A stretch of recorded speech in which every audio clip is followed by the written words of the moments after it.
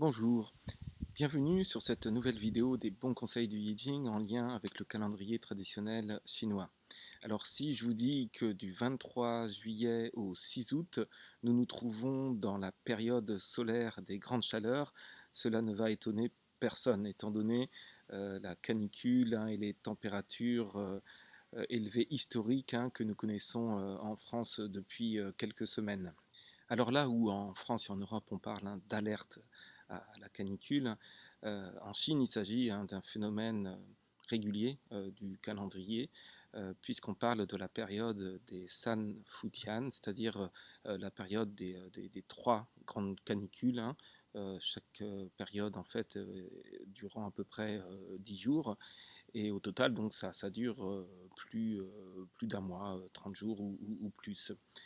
Et du coup, le 23 juillet, c'est le début donc de la période des grandes chaleurs et c'est le moment le plus chaud de cette période de la canicule selon le calendrier chinois. Cette période donc des grandes chaleurs se divise en trois signes saisonniers. Le premier, donc, c'est la terre pourrie qui engendre les lucioles. Le deuxième, c'est la terre est imbibée, l'air est chaud et humide. Et enfin, le troisième signe saisonnier, c'est les grandes pluies commencent à tomber. Bien sûr, cette régularité des canicules n'enlève rien à la gravité du réchauffement climatique. Et d'ailleurs, même en Chine, depuis quelques années, les étés sont caniculaires et cela dure 2 ou 3 mois, jour et nuit. Donc vraiment, ce qu'on connaît en France, ça reste un petit aperçu de ce que on peut subir dans d'autres pays sous d'autres latitudes. Par contre, sur la façon de réagir à cette canicule, les conseils n'ont pas changé depuis l'Antiquité. Selon le principe de l'harmonie entre l'humain et la nature, il s'agit vraiment d'accompagner le processus naturel de l'énergie qui, pendant en fait la canicule, se trouve à la surface du corps, en périphérie. Et il s'agit ainsi d'éviter le froid. Or, quoi de plus naturel que de se désaltérer avec une boisson glacée ou de consommer des glaces ou d'allumer la clim dans sa voiture, alors que, au contraire, selon la médecine chinoise, il faut éviter tout contact avec le froid et il sera même conseillé de boire par exemple de la soupe de gingembre plutôt qu'une bière fraîche. Un bédouin du désert ne fait pas autre chose en buvant son thé bien chaud. Ainsi, ce qui apparaît comme naturel au niveau de nos sens peut être tout à fait déconseillé et même contre nature si on considère plutôt l'énergie. Il s'agit aussi de respecter l'équilibre. Donc, comme l'énergie en fait se trouve à la périphérie de notre corps, il faut éviter aussi tout excès de sudation et donc de faire de trop grands efforts pendant une canicule, parce qu'en fait, si on perd trop de sueur, on perd aussi beaucoup d'énergie vitale. Et nos organismes étant fragilisés, ils vont se retrouver aussi plus vulnérables à des virus et notamment le Covid, puisque nous sommes encore actuellement dans une nouvelle vague importante. Le conseil du Yijing est donc le suivant. Euh, En fait, ce qui peut apparaître contre nature dans le visible se trouve tout à fait naturel dans l'invisible. Nous sommes donc à la période des grandes chaleurs et elle va se terminer le 6 août pour laisser place à la période suivante qui est à la période du début de l'automne. Donc quoi de plus contre-intuitif que de se dire que l'automne commence début août. Et pourtant, il s'agit du deuxième grand tournant énergétique de l'année lunaire chinoise après le Nouvel An chinois, puisque juste avant, donc le 4 août, c'est la fête du double 7, le septième jour du septième mois lunaire.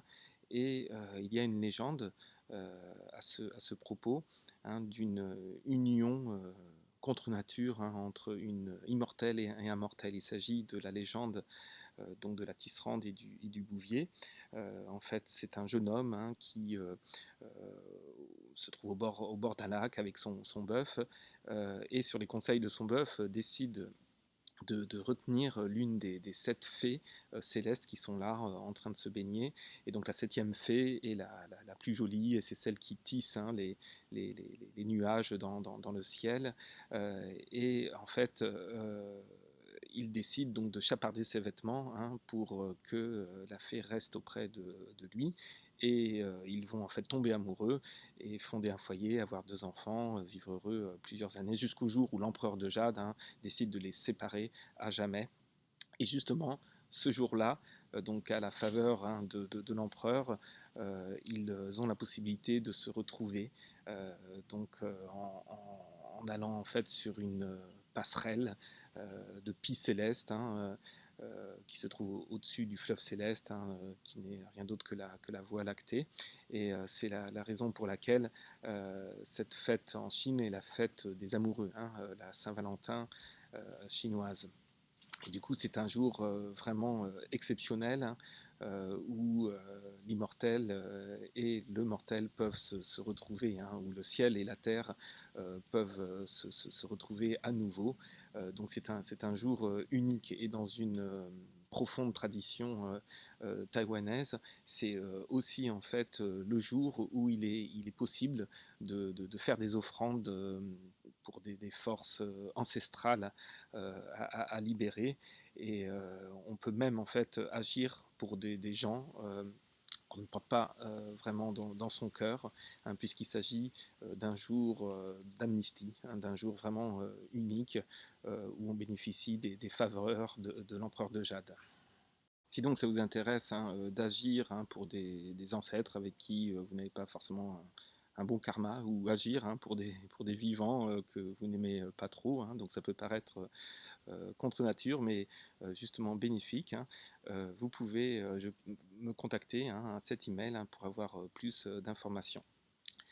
Alors, si dès le 7 août, hein, on doit se dire que c'est l'automne, hein, ça paraît aussi un petit peu contre nature de penser comme ça, mais l'avantage, en fait, ça va être d'éviter le traditionnel coup de déprime de la rentrée, hein, lorsque, arrivé fin août, hein, on n'est pas prêt, hein, on voudrait encore rester dans l'été. Alors que si on suit le calendrier, donc le 7 août, c'est le début de l'automne, et la période solaire suivante, qui commence le 23 août, c'est la fin de la canicule, hein. Et il y a le signe saisonnier qui dit, hein, le ciel et la terre commencent à être rigoureux, hein. Donc, pour bien se préparer en fait à l'automne, hein, il convient vraiment d'avoir tout cela en conscience. Et si vous voulez travailler, hein, sur cette énergie de passage, hein, entre l'été et l'automne, je vous invite en Anjou, à Tiercé, le week-end du 20 et 21 août, hein, pour un stage de Qigong avec Olivier Chouteau, et avec aussi donc des soins par les couteaux et soins de lumière que je peux vous proposer. Donc vous pouvez aussi donc me contacter, hein, si vous voulez qu'on prépare ensemble ce tournant énergétique. En attendant, eh bien, je vous souhaite bien entendu un très bon été, hein, et donc de vous porter bien et vous comporter bien donc dans cette période de la canicule. À bientôt.